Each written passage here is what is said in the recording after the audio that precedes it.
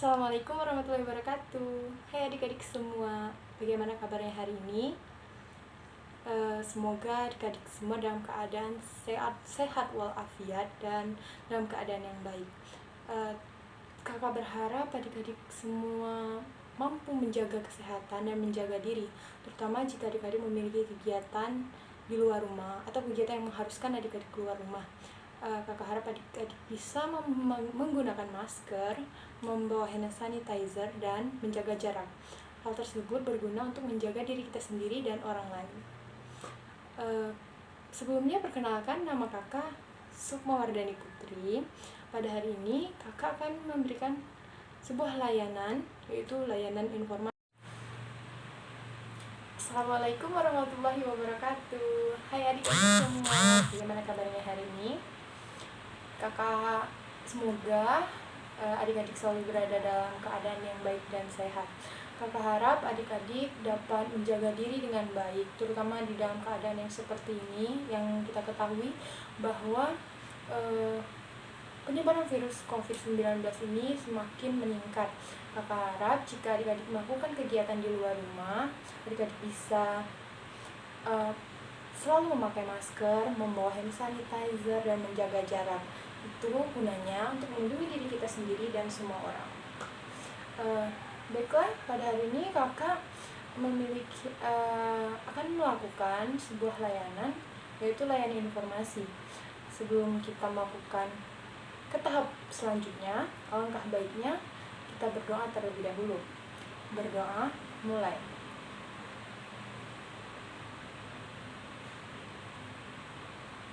Berdoa selesai. Selanjutnya kakak akan melihat kehadiran adik-adik.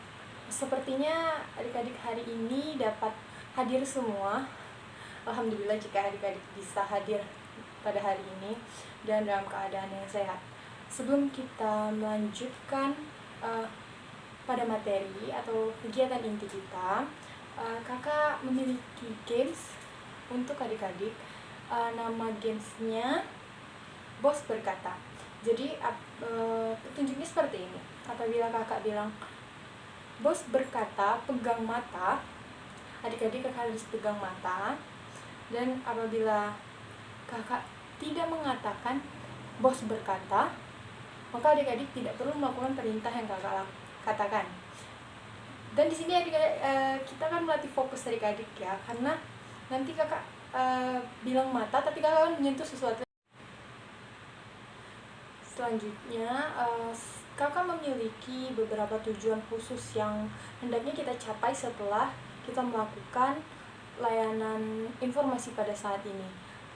Kakak memiliki 3 tujuan khusus, yaitu yang pertama, kakak harap setelah layanan kegiatan kita hari ini selesai, kakak harap adik-adik dapat memahami pengertian dan karakteristik dari penyesuaian diri.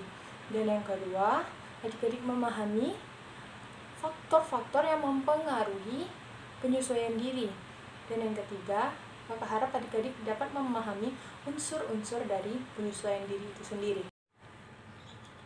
Baiklah, kegiatan kita pada hari ini itu memiliki beberapa tahap atau langkah-langkah yang harus kita lewati dalam menjalankan kegiatan kita hari ini.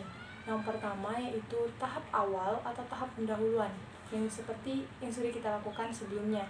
Perkenalan, membaca doa, melakukan ice breaking agar pikiran adik-adik lebih bersemangat. Dan tahap kedua yaitu tahap inti, di mana kakak akan mulai menjelaskan atau menyampaikan materi mengenai penyesuaian diri. Lalu tahap ketiga yaitu tahap penutup. Tahap penutup ini kakak harap adik-adik bisa menyimpulkan dan menyampaikan pesan dan kesan tentang kegiatan kita pada hari ini. Pada layanan ini, kita akan memiliki sebuah kontrak layanan yang akan kita lakukan untuk menentukan seberapa lama kita melakukan kegiatan hari ini. Apakah kira-kira adik berkenan jika kita melakukan kegiatan ini selama kurang lebih 45 menit? Baiklah, jika adik-adik setuju, kita akan melanjutkan ke tahap selanjutnya. Sebelumnya kakak di sini punya sedikit cerita ya. Kakak punya seorang teman, dimana teman kakak itu terbiasa dari sekolah umum, jadi pergaulannya sedikit kurang terkontrol dalam keadaan berbicara atau sopan santun, dan tiba-tiba saat SMA dia didaftarkan orang tuanya untuk masuk ke pesantren. Jadi itu merupakan lingkungan baru dari kebiasaan dia yang sebelumnya, dimana dia bisa bebas berbicara kasar atau berbicara yang lainnya. Sedangkan di pesantren ini dia dituntut untuk berbicara sesopan mungkin, sebaik mungkin, attitude dan etikanya mulai diatur. Dan juga teman-temannya lebih banyak yang berbicara dengan halus dan lembut seperti perempuan pada umumnya yang diharapkan. Jadi karena kebiasaan lamanya itu, dia merasa sedikit kurang cocok dengan lingkungan barunya, sulit berbaur, sulit bergaul, dan sulit memiliki teman. Karena ketika dia berbicara, temannya akan merasa seperti dibentak atau dimarahi. Jadi karena dia akan melakukan pendidikan selama 3 tahun di pesantren tersebut, berarti dia harus melakukan penyesuaian diri. Jadi dia akan berusaha melakukan pengaturan terhadap cara bicaranya, sikapnya, dan perkataannya untuk menyesuaikan dengan keadaan yang sudah berbeda dari sebelumnya. Nah, jadi dari cerita tersebut kakak akan membahas tentang penyesuaian diri, penyesuaian perilaku yang harusnya kita lakukan. Apakah adik-adik sudah paham tentang topik yang akan kita bahas pada hari ini? Jika adik-adik sudah paham, kakak akan melanjutkan kepada pemberian materi mengenai pengertian dan karakteristik serta hal-hal lain mengenai penyesuaian diri. Apakah adik-adik siap? Baiklah, jika adik-adik siap, kita akan melanjutkan ke tahap berikutnya. Baiklah, pertama-tama hal yang akan kita bahas mengenai penyesuaian diri ini yaitu pengertian penyesuaian diri. Jadi sebelum membahas lebih lanjut, kita harus mengetahui terlebih dahulu apa itu penyesuaian diri. Jadi penyesuaian diri itu adalah perbaikan perilaku yang dibangun atau dilakukan oleh seseorang. Seperti cerita yang sudah kakak sampaikan sebelumnya, seperti seseorang yang merasa bahwa perilakunya, tingkah lakunya itu selama ini sulit diterima atau menyebabkan dirinya merasa dijauhi dan sulit menyatu dengan anggota kelompoknya.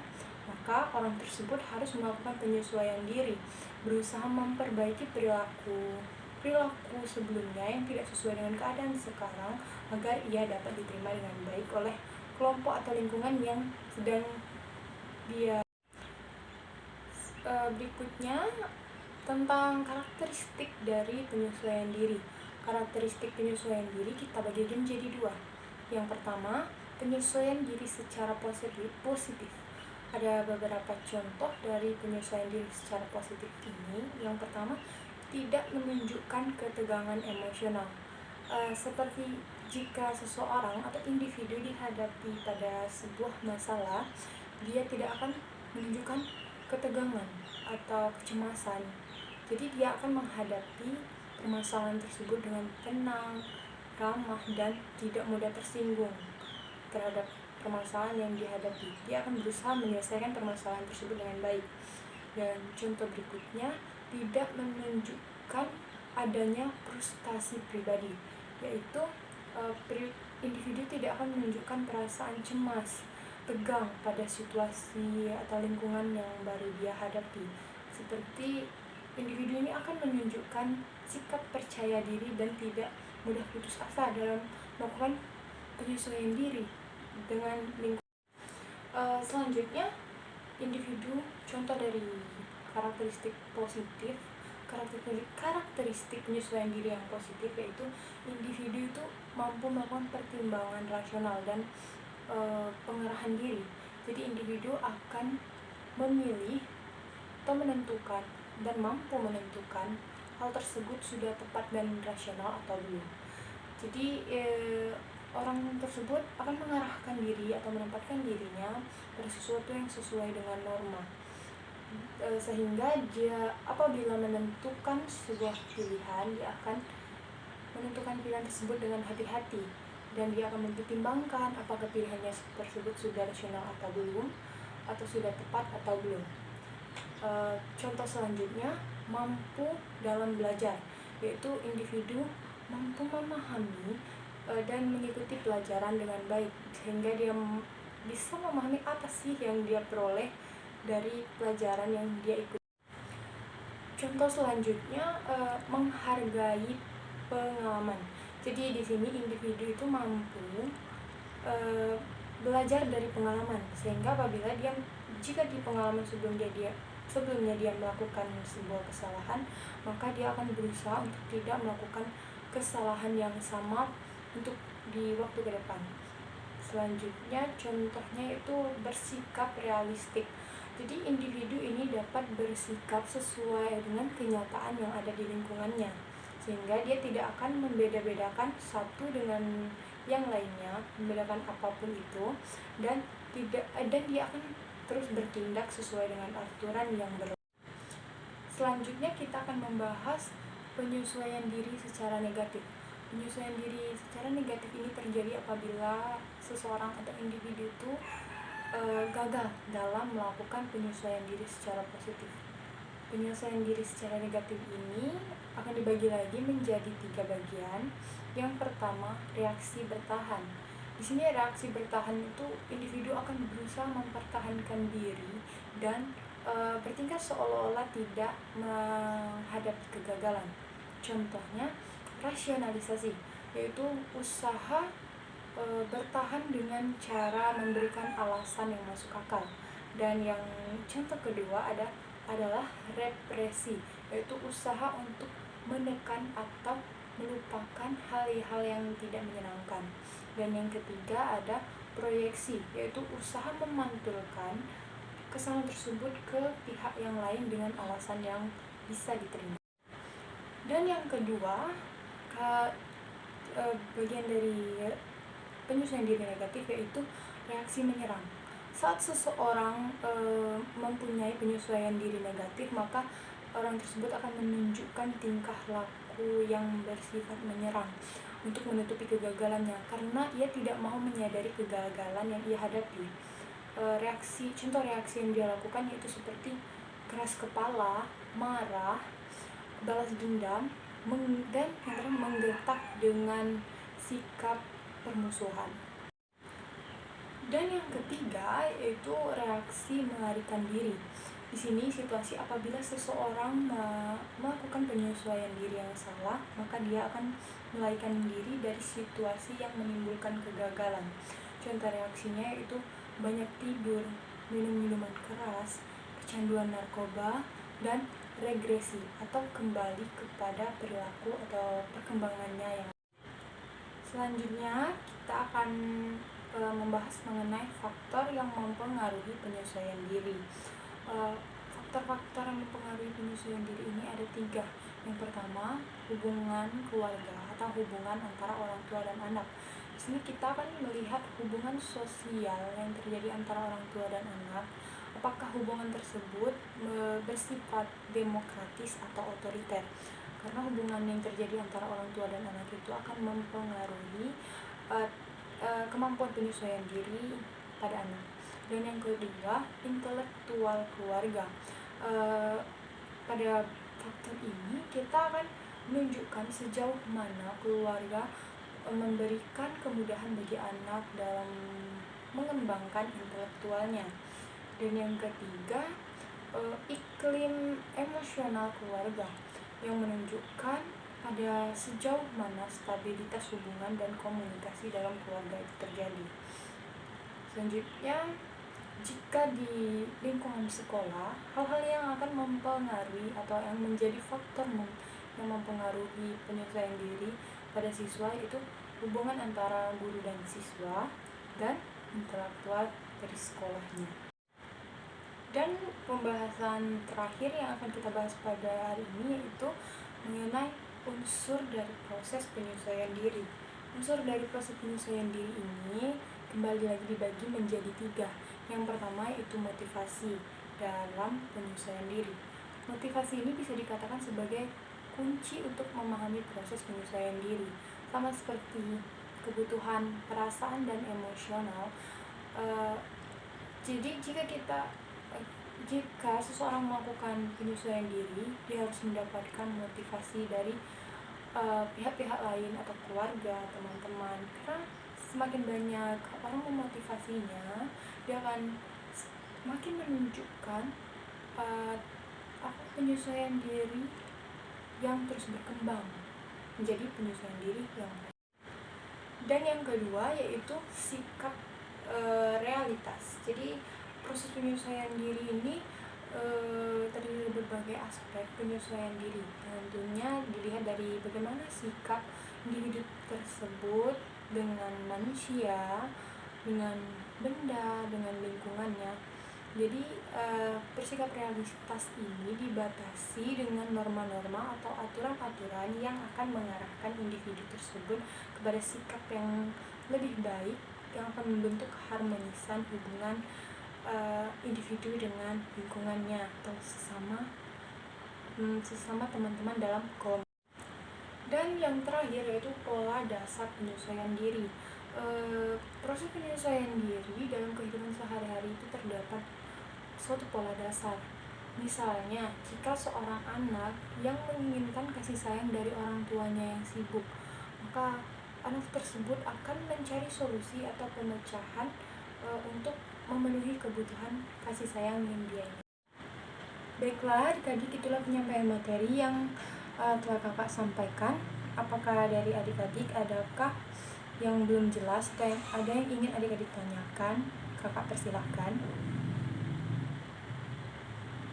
Baiklah, jika tidak ada, kakak harap adik-adik mampu menyimpulkan materi dari kegiatan kita hari ini, yaitu penyesuaian diri, di mana penyesuaian diri adalah perubahan perilaku atau tingkah laku yang dilakukan oleh individu untuk menyesuaikan diri terhadap lingkungan baru yang dia.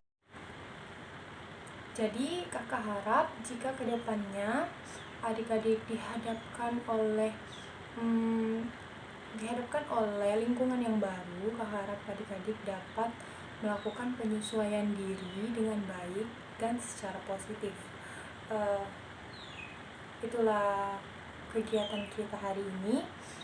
Kita tutup. Sebelum kita tutup kegiatan kita hari ini, alangkah baiknya kita berdoa terlebih dahulu. Berdoa mulai.